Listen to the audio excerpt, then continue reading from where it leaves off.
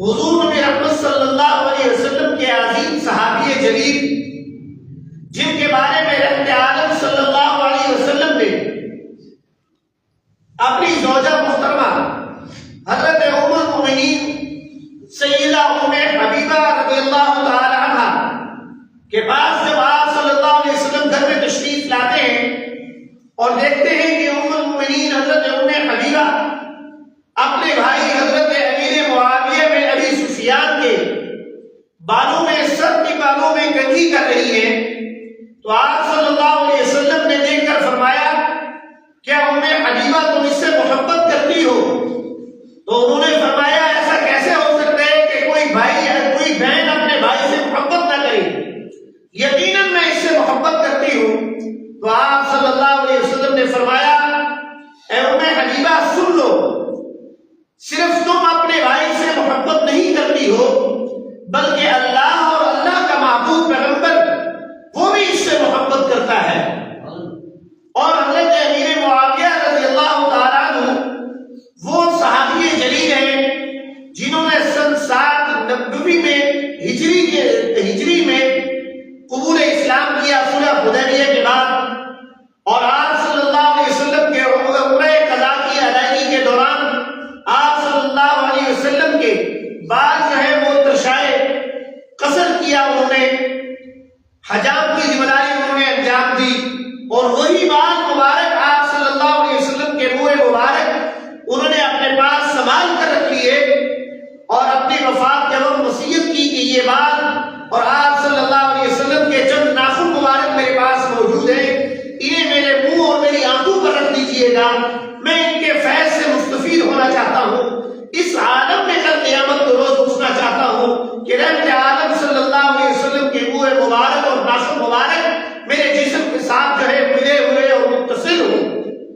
یہ محبت اور مودت کی علامت تھی۔ اور حضرت سیدنا امیر معاویہ رضی اللہ تعالیٰ عنہ سے متعلق حضرت جبرائیل علیہ السلام آپ صلی اللہ علیہ وسلم کے پاس تشریف لائے اور فرمایا کہ ان کی امانت اور دیانتداری کے نتیجہ میں آپ انہیں اپنا کاتب قرآن اور کاتب وحی مقرر کر لیجئے۔ چنانچہ رحمت عالم صلی اللہ علیہ وسلم نے حضرت امیر معاویہ بن ابی سفیان رضی اللہ تعالیٰ عنہ کو کتابت وحی اور قرآن کریم لکھنے پر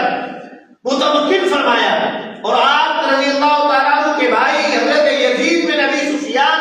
وہ بھی کاتب وحی بنے۔ حضرت امیر معاویہ رضی اللہ تعالیٰ عنہ وہ صحابی جلیل ہیں جنہوں نے حضور صلی اللہ علیہ وسلم کی خدمت میں رہ کر اپنی زندگی بسر کرنے کو ترجیح اور فوقیت دی ہے، اس قدر کہ جب ہر آن ہر گھڑی آپ صلی اللہ علیہ وسلم کی خدمت میں موجود رہتے اور آپ صلی اللہ علیہ وسلم کے پر نازل ہونے والی وحی کی بھی کتابت فرماتے، اور بادشاہوں کی طرف سے آنے والے خطوط کو پڑھ کر آپ صلی اللہ علیہ وسلم کو سناتے، اور پھر ان خطوط کا جواب بھی حضرت امیر معاویہ رضی اللہ تعالیٰ عنہ لکھا کرتے تھے۔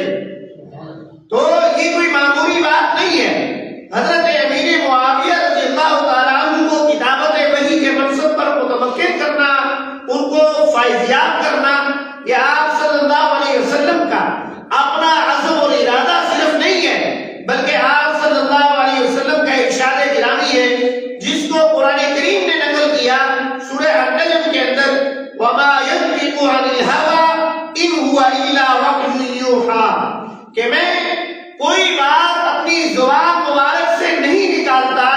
کوئی عمل اپنا سرزد نہیں کرتا، کوئی فیصلہ نہیں کرتا، کوئی کام نہیں کرتا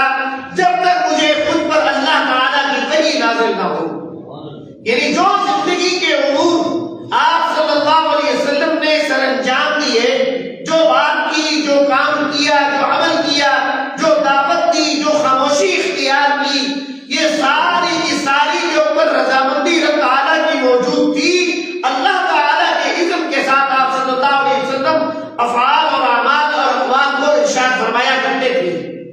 چنانچہ حضرت امیر معاویہ رضی اللہ تعالیٰ عنہ کی آپ صلی اللہ علیہ وسلم سے اسی قربت کا نتیجہ ہے کہ حضرت عبداللہ ابن مبارک رضی اللہ تعالیٰ رحمۃ اللہ تعالیٰ علیہ محدث کبیر ہیں، ان سے سوال کیا گیا کہ عزیز افضل ہیں یا حضرت امیر معاویہ؟ تو حضرت عمر بن عبد العزیز رحمۃ اللہ علیہ سے متعلق حضرت عبداللہ ابن مبارک نے فرمایا کہ امیر معاویہ رضی اللہ تعالیٰ عنہ رحمت عالم صلی اللہ علیہ وسلم کی معیت میں انہوں نے جو غزوات اور سرایہ کے اندر شرکت کی ہے، اس غزوے میں جس گھوڑے پر وہ سوار ہوئے اس گھوڑے کی ناک میں جانے والی جو خاک ہے وہ بھی حضرت عمر بن عبد العزیز رحمۃ اللہ علیہ سے افضل ہے۔ یہ حضرت امیر معاویہ رضی اللہ تعالیٰ عنہ کا مقام اور مرتبہ ہے۔ اور پھر آپ صلی اللہ علیہ وسلم کے اس صحابی جلیل کی صحبت اور قربت نبوت کی وجہ سے، اور پھر آپ صلی اللہ علیہ وسلم کی صحبت کے اثرات کی وجہ سے آپ صلی اللہ علیہ وسلم کے جانشین خلیفہ حضرت سیدنا صدیق اکبر رضی اللہ تعالیٰ عنہ نے حضرت امیر معاویہ رضی اللہ تعالیٰ عنہ کو مدعیان نبوت کی سرکوبی کے لیے اور پھر روم اور فرس کی سرکوبی کرنے کے لیے جو 11 لشکر تشکیل دیے، ان لشکروں میں سے 2 لشکر حضرت امیر معاویہ اور حضرت یزید بن ابی سفیان کی قیادت میں آپ رضی اللہ تعالیٰ عنہ نے روانہ فرمائے۔ اور پھر حضرت ابوبکر صدیق رضی اللہ تعالیٰ عنہ کے وصال کے بعد حضرت عمر فاروق رضی اللہ تعالیٰ عنہ کا زمانہ آتا ہے، تو حضرت یزید بن ابی سفیان والی حمص اور شام سے حضرت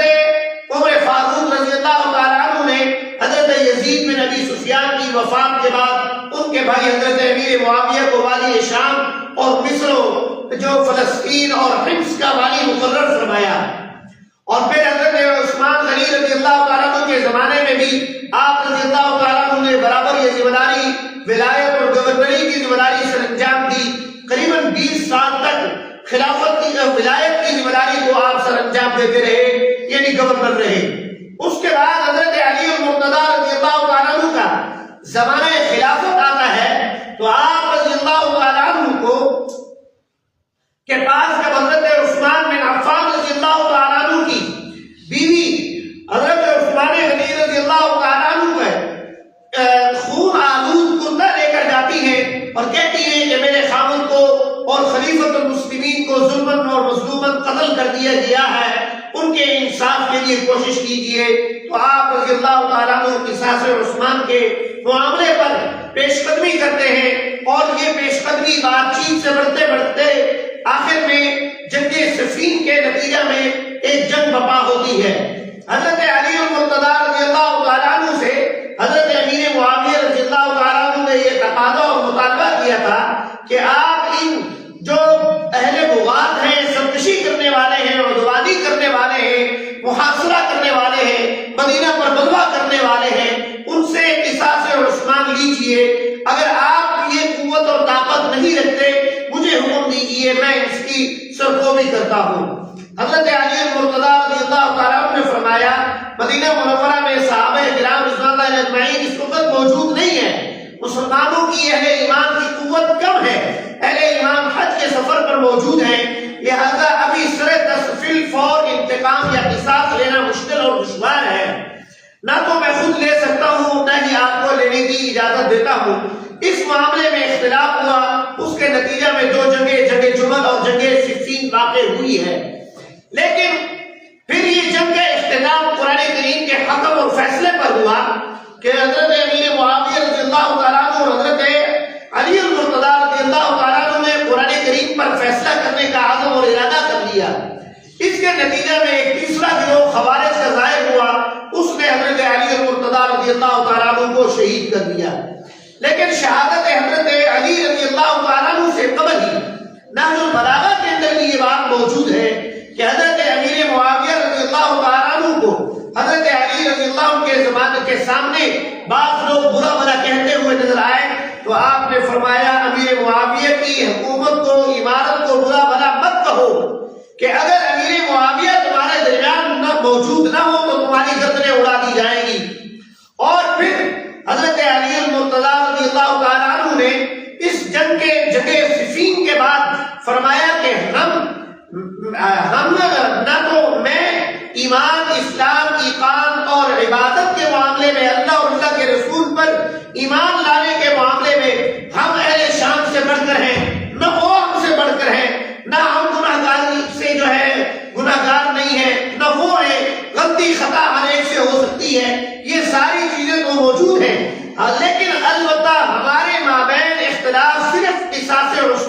آخرت کے معاملہ پر ہے، اور اللہ کی قسم ہم قصاص خون عثمان سے بری ہیں۔ اور حضرت امیر معاویہ رضی اللہ تعالیٰ عنہ پر بھی حملہ کیا خوارج نے، وہ محفوظ رہے۔ حضرت عمرو بن العاص پر بھی حملہ ہوا، وہ بھی محفوظ رہے۔ لیکن حضرت علی المرتضیٰ رضی اللہ تعالیٰ عنہ کو خود حضرت علی رضی اللہ تعالیٰ عنہ کی جنگ میں اپنا جو جنگ جمل اور جنگ صفین ہے، ان دونوں جنگوں کے اندر وہ خارجی عبد الرحمن ابن ملجم شیعہ علی کا ایک فرد بن کر حضرت امیر معاویہ اور حضرت عائشہ صدیقہ اور حضرت طلحہ و زبیر کے مقابلے میں حضرت علی رضی اللہ تعالیٰ عنہ کی فوج کا سپہ سالار بنا ہوا تھا۔ لیکن اسی ملعون شخص نے صرف اس بات پر کہ آپ نے حضرت امیر معاویہ کے ساتھ قرآن پر صلح کیوں کی ہے، حضرت علی رضی اللہ عنہ سے اختلاف کر کے آپ رضی اللہ تعالیٰ عنہ کو شہید کر دیا۔ اب بہت سارے لوگ صحابہ اور اہل بیت میں دوریاں پیدا کرنے کی کوشش کرتے ہیں، لیکن قرآن کریم فرقان حمید کی میں نے آیت کریمہ جو پڑھی، اللہ تبارک و تعالیٰ رب العزت نے ارشاد فرمایا لا يستوي منكم من انفق من قبل الفتح وقاتل اولئك اعظم درجة من الذين انفقوا من بعد وقاتلوا وكلا وعد الله الحسنى۔ اللہ تعالیٰ نے فرمایا صحابہ کرام کے اندر جو درجہ بندی جس طرح انبیاء اور رسل کے اندر موجود ہے، اسی طرح صحابہ کرام کے مابین بھی وہ درجہ بندی موجود ہے کہ سب سے زیادہ مقرب ترین صحابہ جو ہیں، سب سے افضل صحابی حضرت ابو بکر صدیق رضی اللہ تعالیٰ عنہ ہے، کہ ان کے بعد ان کی صحبت کا ذکر، ان کی صحبت کا تذکرہ قرآن کریم کے اندر اللہ تعالیٰ نے خود فرما دیا ہے۔ اور پھر ان کے بعد حضرت ابو بکر صدیق رضی اللہ تعالیٰ عنہ کے بعد خلفائے راشدین کا مقام اور مرتبہ ہے، پھر عشرہ مبشرہ صحابہ کرام کا مقام اور مرتبہ ہے، جن 10 خوش نصیب صحابہ کو اللہ تعالیٰ نے جنتی ہونے کی بشارت دی، اور ان کے بعد پھر اصحاب بدر کا مقام اور مرتبہ ہے، اور اسی طریقے سے بیعت رضوان، اور پھر احد والے اور غزوہ خندق والے، اور فتح مکہ سے پہلے والے، اور پھر فتح مکہ کے بعد والوں کا بعد میں درجہ ہے۔ یہ قرآن کریم کی اس آیت کریمہ میں اللہ تعالیٰ نے ارشاد فرما دیا کہ اہل ایمان جو خرچ کرتے ہیں میرے راستے میں، یعنی اللہ کے راستے میں، یا اللہ کے راستے میں جنگ کرتے ہیں دشمنان اسلام کے ساتھ، ان دونوں جو لوگ خرچ کرنے والے دو گروہ ہیں، وہ فتح مکہ سے پہلے جنہوں نے جنگ کی ہے، مال اپنا خرچ کیا ہے، ان کا مقام اور مرتبہ بہت بلند ہے ان لوگوں سے جو فتح مکہ کے بعد اسلام قبول جنہوں نے کیا۔ اس میں یہ بات پیش نظر رہے، حضرت امیر معاویہ رضی اللہ تعالیٰ عنہ نے قبول اسلام فتح مکہ سے پہلے کیا ہے، بعد میں نہیں کیا۔ ان کے والد ماجد اور ان کی والدہ ماجدہ نے اسلام بعد میں فتح مکہ کے بعد بلکہ فتح مکہ کے روز قبول کیا ہے۔ اور پھر رحمت عالم صلی اللہ علیہ وسلم نے اس دن صحابہ کرام کے جانب سے ایک نعرہ لگایا گیا الیوم یوم الملحمہ، کہ آج بدلے کا دن ہے، لیکن آپ صلی اللہ علیہ وسلم نے فرمایا وما ارسلناک الا رحمۃ للعالمین، مجھے رب تعالیٰ نے رحمت للعالمین بنا کے بھیجا ہے۔ آج کا دن جو ہے یہ رحمت والا ہے۔ اور حضرت یوسف علیہ السلام کی طرح فرمایا لا تثریب علیکم اليوم اذهبوا فانتم الطلقاء، اور پھر آپ صلی اللہ علیہ وسلم نے فرمایا من دخل دار ابی سفیان فهو آمن، جو بیت اللہ میں داخل ہو گیا وہ بھی امن میں ہے، جس نے اپنا دروازہ بند کر لیا وہ بھی امان، اس کو بھی امان مل گئی، اور جو شخص حضرت ابو سفیان کے گھر میں داخل ہو گیا اس کو بھی میں امان دے دیتا ہوں۔ اور اس امان کے نتیجہ میں اسی بات کے ساتھ اسی قرآن کریم کی آیت کا جائزہ لیں تو قرآن کریم میں جو اللہ نے فرمایا فتح مکہ سے پہلے صدقہ خیرات اور قتال کرنے والوں کا مقام و مرتبہ بلند ہے، بعد کے والوں کی نسبت جو غزوہ حنین میں، غزوہ طائف میں، غزوہ موطا میں اور دیگر غزوات میں شریک ہوئے، ان کے مقام مرتبہ جو ہے السابقون الاولون سے کم ہے۔ لیکن آگے اللہ نے فرمایا